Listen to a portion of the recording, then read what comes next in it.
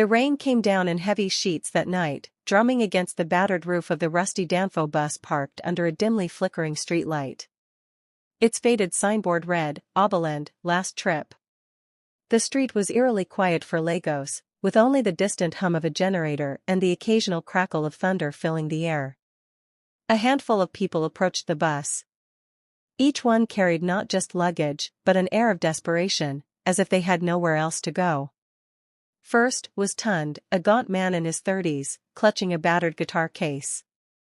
He hesitated before stepping into the bus, wiping rain off his face as he glanced at the empty streets behind him. His shoes squelched against the wet floor as he found a seat near the back.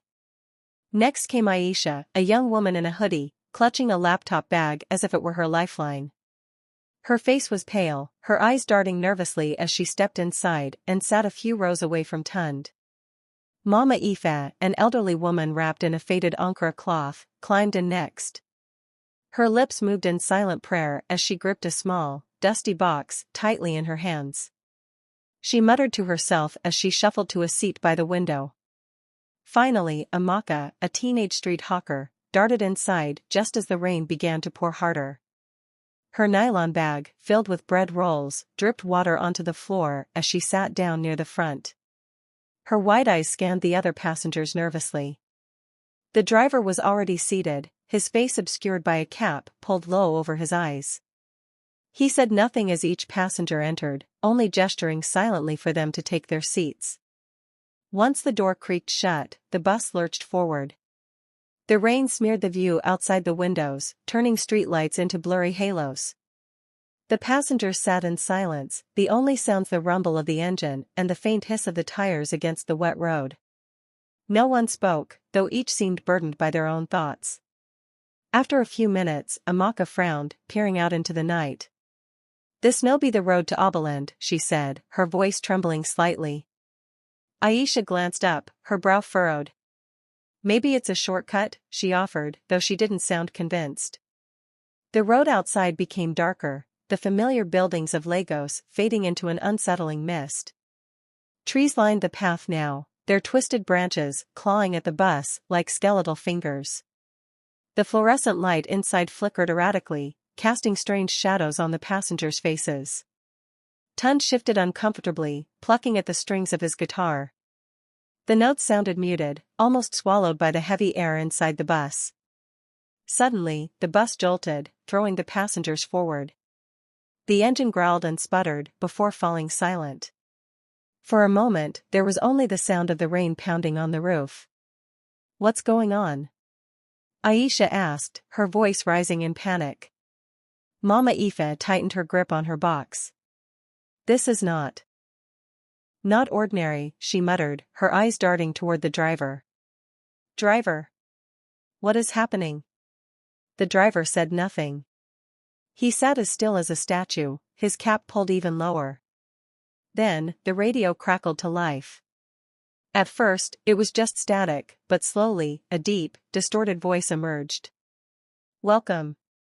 Only the pure of heart will reach Oberland." The passengers froze, staring at each other in confusion and fear. "What does that mean?" Amaka whispered, clutching her nylon bag. The bus lurched forward again, but the road outside had changed. It was no longer asphalt, but a glowing, misty path that seemed to stretch endlessly into darkness. The lights inside the bus flickered, and the windows began to shimmer, turning into mirrors. Tund stared at his reflection, and froze. It wasn't his face staring back at him. It was his younger brother, his eyes filled with tears. Suddenly, the bus vanished, and Tund found himself standing in a dimly lit room. The smell of illness hung heavy in the air. His mother lay on a thin mattress, her frail body racked with coughing. His younger brother, barely 10, knelt beside her, tears streaming down his face. "You left us," the boy said, his voice shaking with anger. "You said you'd come back, but you never did. Mama died alone because of you." Tund stumbled backward, his chest tight with guilt. He remembered that day, the day he had walked out with his guitar, chasing a dream of fame while leaving his family behind. He had promised to send money, to come back soon, but he never did. His mother's ghostly figure appeared, her face sorrowful. "Forgive yourself, my son," she said softly. "Only then can you move forward." The scene dissolved, and Tund was back on the bus, gasping for air. Tears streamed down his face as he clutched his guitar case tightly. The windows shimmered again, and this time, they reflected flames. Aisha's hands trembled as the bus dissolved around her, replaced by the suffocating heat of a burning dorm room. Smoke filled the air as her roommate lay unconscious on the floor. Aisha froze, unable to move. She remembered this night too well, the night she had been too absorbed in her coding project to notice the faulty wiring sparking beside her desk. By the time she realized, it was too late. Her roommate's weak voice called out to her. "Help me." A shadowy version of herself appeared, whispering in her ear. "You can't save her. You're a failure. Always will be." Aisha screamed, breaking free of the paralysis. She grabbed her roommate and dragged her toward the door. The flames froze, and the scene shattered like glass. She was back on the bus, tears streaming down her face. The bus shuddered violently, and the road ahead turned into a swirling void. Shadowy creatures clawed at the windows, their glowing eyes filled with malice. "The final test," the driver said at last, his voice cold and emotionless. "Will you save each other or yourselves?" A massive shadow creature loomed ahead, blocking the path. The passengers realized they had to work together to fight it off. Tund strummed his guitar, creating a melody that seemed to weaken the creature. Aisha used her tech skills to manipulate the glowing mist, forming a protective barrier. Amaka and Mama Aoife prayed loudly, their voices merging into a powerful chant. Together, they pushed the shadow back, clearing the road. The bus hurtled forward, breaking through the void. The bus emerged into a golden light. The road ahead was peaceful, lined with blooming flowers. The passengers stepped off one by one, their burdens lifted. Some turned back to thank the driver, but he was gone, his seat empty. The bus slowly disappeared into the mist, leaving only the sound of the wind behind. The golden light bathed the passengers as they stepped out of the bus, their shoes touching the soft, damp earth of an otherworldly Audible. The streets were familiar, yet unrecognizable. Buildings shimmered as though made of glass, reflecting fragments of memories from their lives. The air carried a strange hum, a vibration that seemed to resonate with their souls. Tund clutched his guitar case, his fingers trembling. Aisha wiped tears from her cheeks, looking around like a lost child. Amaka followed, hesitant, still holding her nylon bag. Mama Aoife stepped forward with purpose, her small box clutched tightly to her chest. The bus stood behind them, its engine humming softly as if waiting. But the driver was nowhere to be seen. The door slammed shut, and the headlights dimmed. "This place, it's not Audible," Amaka whispered. Her voice quivered. "It's where we were meant to be," Mama Aoife said, her tone steady yet distant. "But not all of us will stay." Ahead of them, the shimmering buildings began to shift and morph, transforming into paths, each one leading in a different direction. At the center of the paths stood a figure, tall, cloaked, and faceless, with glowing hands outstretched. The figure's voice was neither male nor female, but a deep, resonant tone that vibrated through the air. "Each of you has faced your truth. Now, you must make your choice." "What choice?" Tund asked, his voice cracking. He stepped forward. "What is this place? What do you want from us?" The figure pointed to the paths. "One leads to redemption. One leads to oblivion. And one leads to return. You must decide where your journey ends." The ground trembled beneath them as glowing symbols appeared on the paths. Each symbol was different, one resembled a blazing sun, another a swirling void, and the last a pair of open hands. The passengers stared in silence, fear etched into their faces. Tund clutched his guitar case, his mind racing. The memory of his brother's tear-streaked face haunted him. His mother's words echoed in his ears, "Forgive yourself, my son." He took a hesitant step toward the path with the open hands. "I need to fix things," he murmured. I left my family behind. I need to go back. The figure's head tilted, almost as if nodding. The path began to glow brighter, inviting him forward. Are you sure? Aisha asked, her voice shaky. What if it's a trap? Tund looked back at her, his eyes resolute. I don't care. I have to try. He stepped onto the path, and the light engulfed him. The others watched as his figure dissolved into the glow, his guitar case disappearing with him.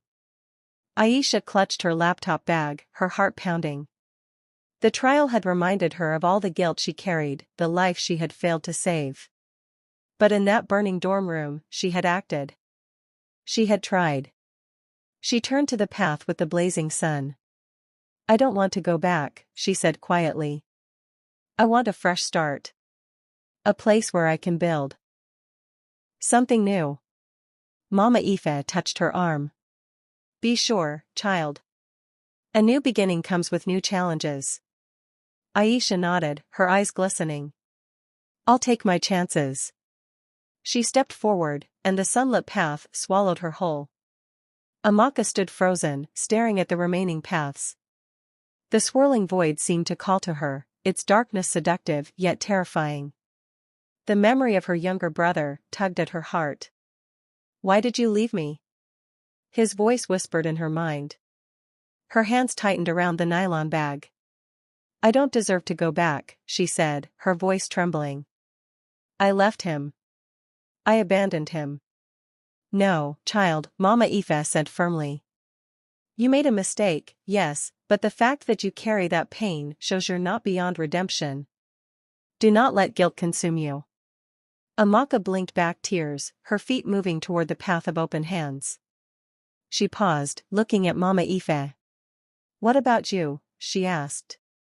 Mama Aoife smiled faintly. My time is different from yours. With a deep breath, Amaka stepped onto the glowing path. The light engulfed her, leaving only Mama Aoife behind. The ground beneath Mama Aoife's feet began to shift. The box in her hands felt heavier, as if its contents were alive. The cloaked figure turned to her. You carry a burden, it said. One that is not entirely yours. Mama Aoife sighed. I kept something that was not meant for me. I let greed guide me, and I betrayed my people. I have prayed for forgiveness, but now, I ask for something else. What do you seek? The figure asked. Peace, she said simply. For myself and for those I hurt. The figure extended a glowing hand. Then stepped forward. Mama Aoife walked toward the swirling void. The shadows rose to meet her, but this time, they did not claw or pull. Instead, they wrapped around her gently, carrying her into the darkness. The camera pans back to the bus, now empty and silent. The driver's seat is vacant, the windows no longer fogged, but clear, showing the golden landscape outside. The headlights flicker once, before going dark. The bus rumbles to life one last time, its engine softer now, as it reverses into the mist. The road behind it fades into nothingness. Back in the real world, Tund knocks on a door. His younger brother opens it, shock and relief washing over his face. Tund embraces him tightly, tears streaming down his cheeks. In a bright, futuristic city, Aisha sits at a computer, her face calm and determined. She's building something, a program that glows with hope. Standing in a bustling Lagos market, Amaka hands bread rolls to children, her face alight with purpose. She smiles as they laugh, her burden finally lifted.